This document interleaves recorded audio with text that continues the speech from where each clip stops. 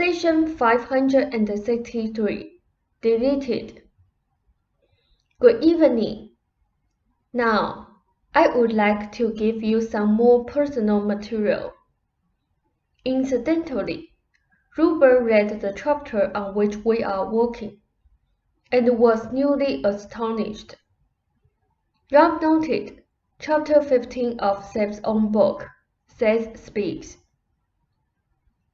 Seth said, "Give us a moment here. I want to emphasize the importance of your personal relationship to each other, and mention the ways in which it affects your work.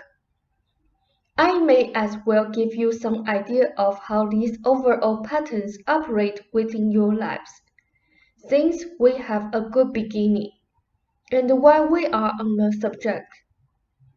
When your relationship becomes uneasy to a certain degree, then this impedes the spontaneity that you allow yourself in your paintings. You are at that point trying to shove beneath awareness certain feelings of yours, mentioned in our last session. You are, say, close to the point of non-contact. Inhibited feelings, therefore, are at their strongest on your part. Considerable energy is used to continue the repression as the pressure from beneath grows.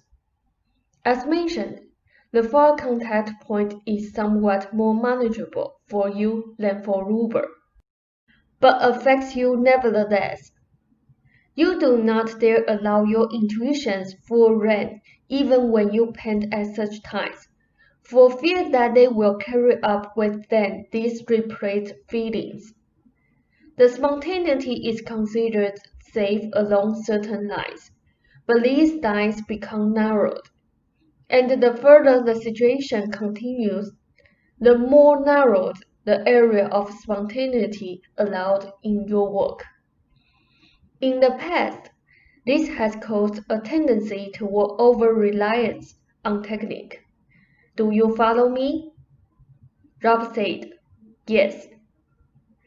They said, with Ruber, of course, it leads to work blockages, particularly along poetry lines where the emotions appear very clearly.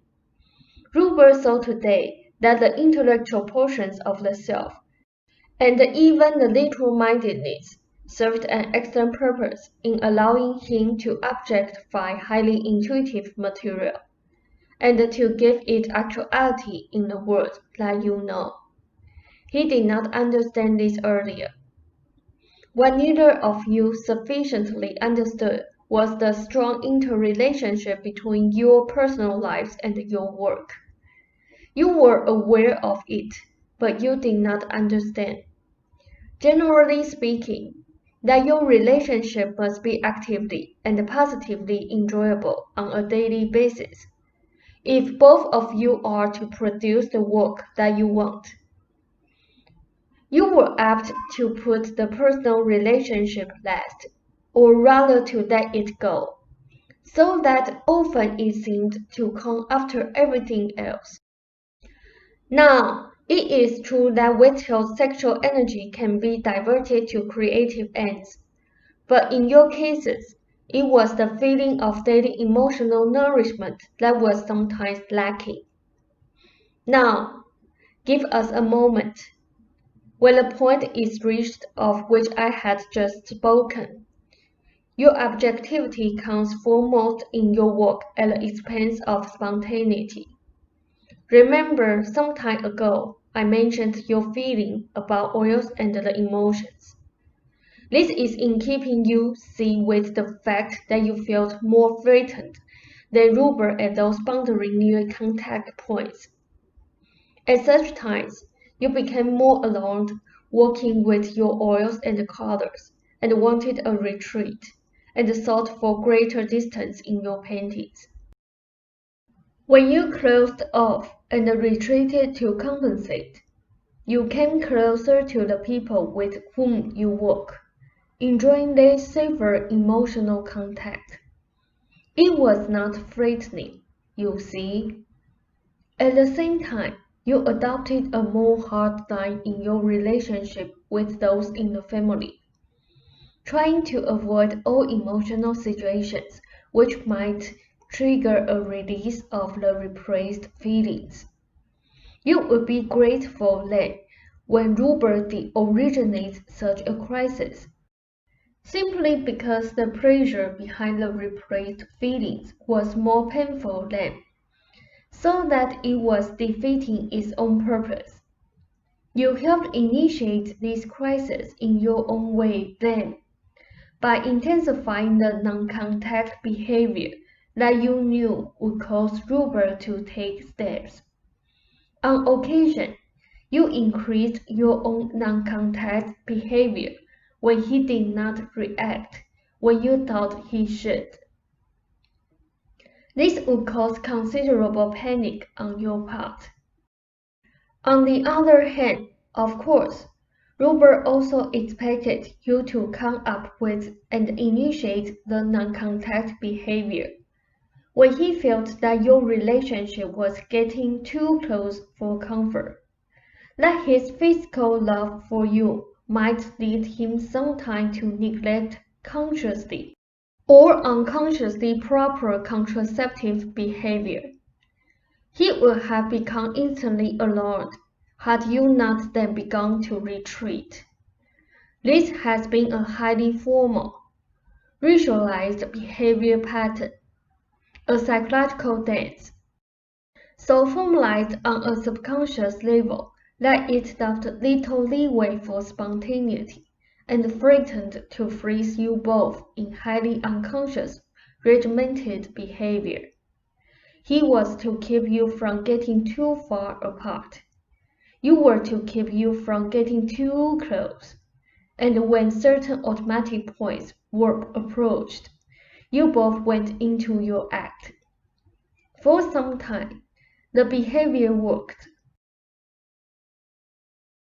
The spontaneity was gradually squeezed out to such a degree that it lost its workability, and both of you were beginning to consider making adjustments.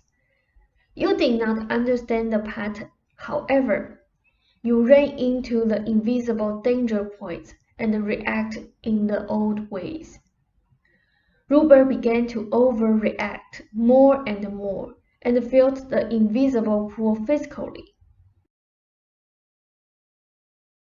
The near and too far boundaries were uncompromising and arbitrary.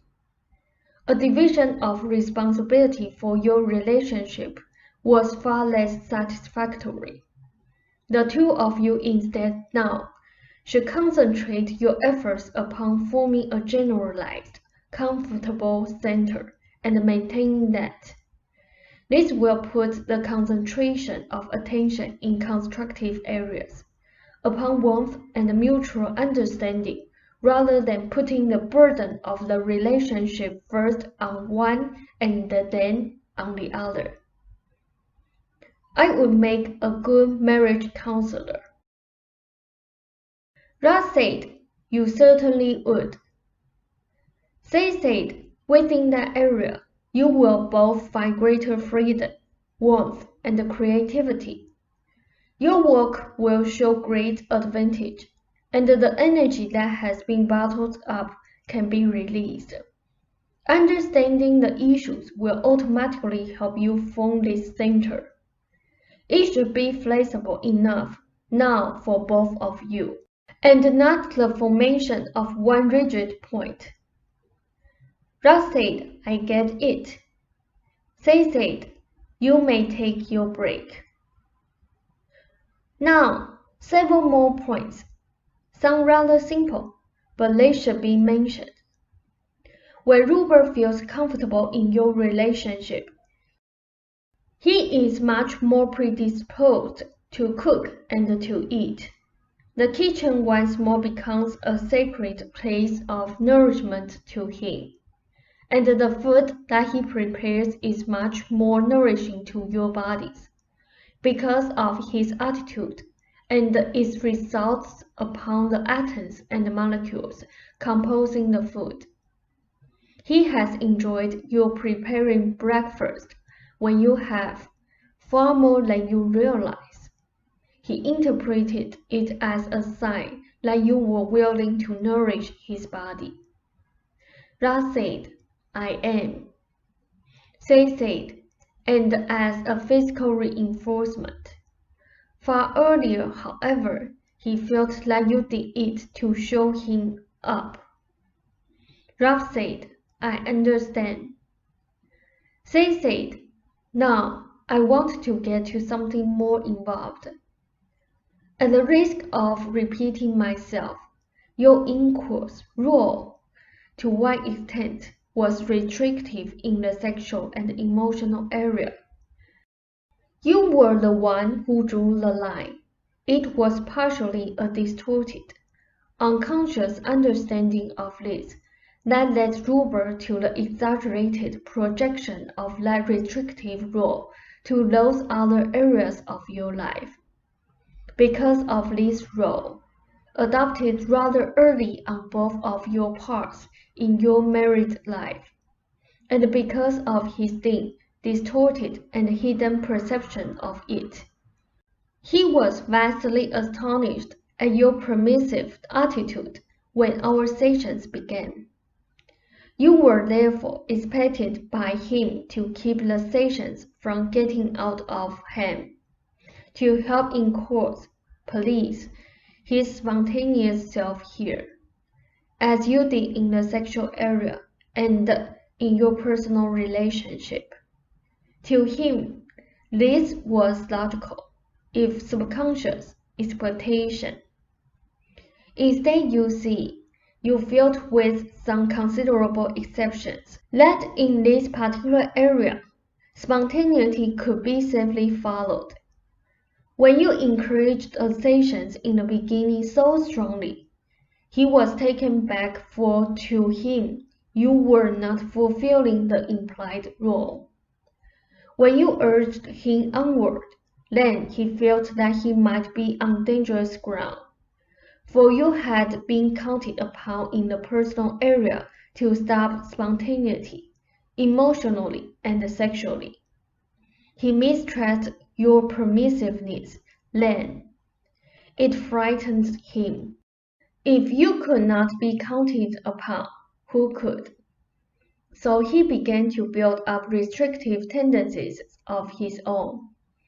Before you had handled the spontaneity for him, it was your role.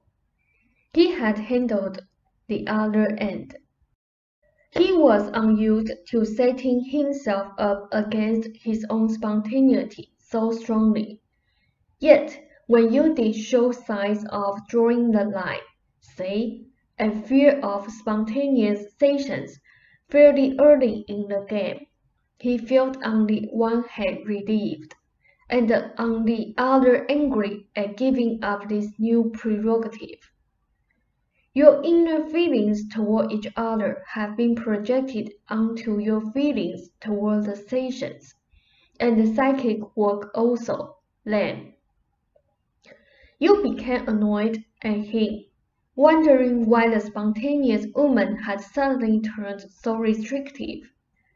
You did not understand that this was because you had not carried through the personal pattern into the session pattern. He, of course, reacted to the annoyance on your part. The tests from this standpoint were highly explosive, for he did not understand the situation, and found himself in a position highly ambiguous. You were encouraging him to even further spontaneity on the one hand, to intuitional freedom, and yet, to his point of view, requiring him to exert all kinds of discipline, which he felt was your role, to follow the intuitions so far, know when to stop at the proper target, and it was here that he first deeply felt you as a taskmaster. The early remarks by the young psychologist had thoroughly frightened him, and he was not ready to go into the deeper implications. He was quite simply terrified. He felt also then that you would give or withhold physical love according to his performance on the tests. But as foolish as that sounds, you see, it was based on these roles that you both accepted. He then got into the habit of checking the spontaneous self at every point, and setting up opposing muscular reactions and tensions. It was simply not possible for me to give you more information at that time than I could. It was precisely, you see, the relationship between spontaneity and discipline operating between yourselves that was projected upon the sessions and inhibited any spontaneous comments I could make. You had always counted upon him to be freely spontaneous, and could not understand his reactions. When you told him to be spontaneous, he was all the more confused. Earlier in both of your minds, Robert was a spontaneous part of the relationship. Hence, for more reasons, the unpredictable element. You were the discipline element, the reasoning part. Neither of you were fully willing to work out these seemingly contradictory elements of your own personalities. For of course, your personality has some strongly spontaneous and intuitive elements. As you now know, and Robert also has very definite, now too definite, tendencies toward discipline. You may take your break. One small point. You both would have denied yourselves strong possibilities of growth had you kept up. Do you follow me? Rob said, you had better say a little more. They said, for a while then, you were willing, comparatively speaking, to let Robert express the spontaneous, strongly spontaneous, elements of both of your personalities, with the joys and perils involved, and denying him the responsibility of learning how to temper and use spontaneity. He was willing to let you express the reasoning, deliberate qualities of both of your personalities, the deliberating elements, and to that extent, not permitting you to fully express your own spontaneity. You would not learn to use and enjoy it, while he did it for you. And now you may take your break. Ra said, thank you. They said, one more sentence. This arrangement automatically sets up artificial barriers between spontaneity and discipline, and the colorations that were sexual in nature, leading to deductions such as spontaneity was dangerous, obviously, since it needed such controls. Now, the division was actually an exaggerated projection of the predominating tendencies of your present personalities. In general, Robert is more easily spontaneous. For example, over the years, you simply did not allow enough leeway for yourselves, but the overall tendencies are perfectly legitimate. They operate quite obviously. Also in your relationship with the world at large, you can put up with non-contact, comparatively speaking, far better than Robert, and will be the first one to draw the line here. As in the other areas mentioned, the more personal ones, Robert is apt to be more adjusting in that area.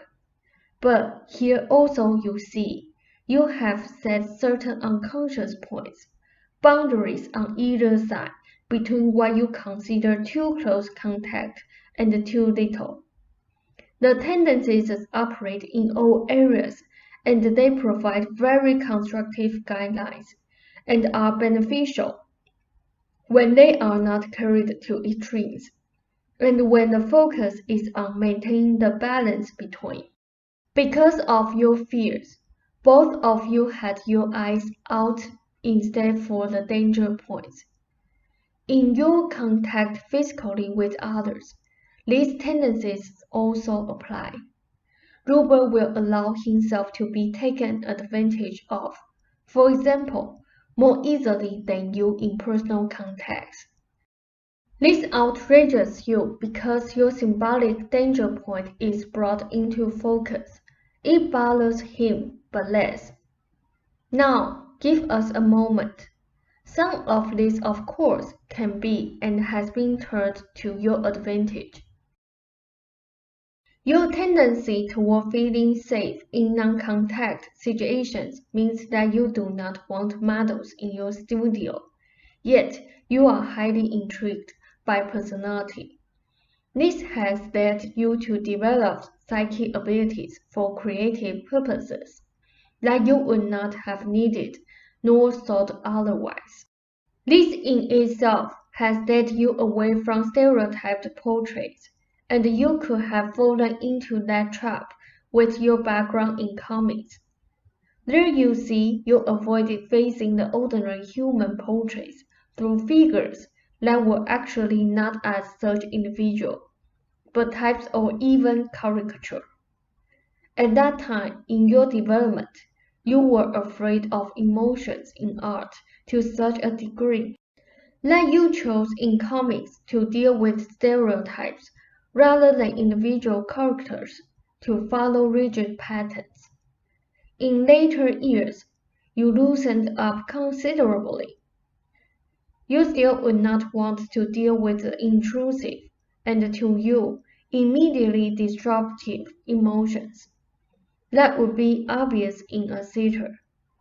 With them, you would want to handle the emotion with kid gloves, precisely because, of course, you are so sensitive to emotion.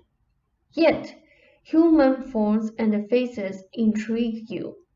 Hence, the development of these creative visions, which are actually often highly intensified emotionally. In that area, you were presented with a challenge and discovered a highly unique way of meeting it. This non-contact tendency has also had something to do with the fact that you have not attempted to sell your paintings more actively. And all of this fits in with the material I gave you lately along these lines. The male and female connotations. You feel that abstracts in this respect are neutral, and therefore you feel safe in marketing and selling them. You do not feel that they are as much a part of yourself as your other work. You do not feel that they tell as much about you, or that they contain self-revelations. For this reason, you also feel that they are not challenging to produce, as compared with your other paintings. Ordinarily, you seldom paint women, feeling that in such paintings, emotions would be too blatantly displayed. You may have to watch a tendency to masculinize your woman if you seriously begin to do such work. For you may feel, again, that harsher lines are necessary to hold the emotional element in check. There is no particular reason why you should do women unless you want to. I am not telling you in other words to do so. I simply wanted this evening to round out the discussion, showing how these tendencies operate in various areas of your lives. For our next few sessions, I will work on our book, do a few chapters, and then, if you prefer, take some time out for reincarnational material, so that it does not go by the board. Ralph said, "Very good. I would like that." Seth said, "Now, do you have any questions on the last session? This one, or are it subjects that you want cleared up before we resume dictation next week. Ralph said, "Not now. I am too tired to think of any, but I will later." Seth said, "I simply would prefer we not stray away from the book too long." Ralph said, "That's okay. I will just make a list of questions and save it." Seth said, "We will resume dictation Monday, and after the next break, present your questions then." I did not want to leave you with the impression that these basic tendencies of yours and Rupert's were negative, for they have and will serve good purposes. You will be much better able to deal with them and use them constructively. Now, however, for the unconscious material has been brought to the surface where it can be assimilated and understood. Hopefully, Rupert should have his period within about 6 days. If he does not, then he will have it at the next regular time. I am finished with this material. It is too late to begin dictation. Are you sure you do not have questions?"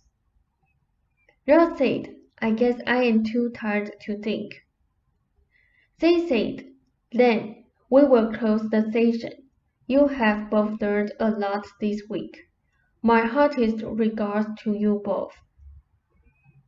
Ralph said, "Thank you very much, Seth. It's appreciated.